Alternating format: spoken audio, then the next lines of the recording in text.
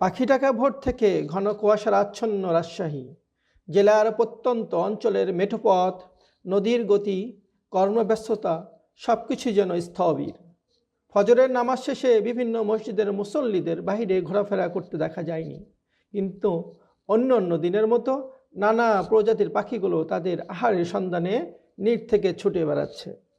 এদিকে জেলার বিভিন্ন উপজেলার কর্মব্যস্ত খেটে খাওয়া মানুষগুলো কাজের সন্ধানে ভ্যান, অটোরিকশা যোগে ঘরে বাইর হতে দেখা গেছে। প্রহরের শুরুতে ছোট ছোট চা দোকানগুলো খোলা ছিল।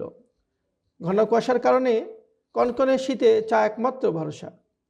পথচারীরা একটু বিরতি দিয়ে চা পান করে শরীরের উষ্ণতা বাড়িয়ে নিচ্ছে। তবে দূরপাল্লার যাত্রীবাহী বাস, ট্রাক সহ বিভিন্ন প্রকারের যানবাহন আলো জ্বালিয়ে চলাচল করতে দেখা গেছে, কিন্তু আলো বাড়ার সাথে সাথে ঘন কুয়াশার প্রভাব কমতে থাকলেও শীতের প্রকোপ বেড়েছে। ওবায়দুল ইসলাম রবি, রাজশাহী।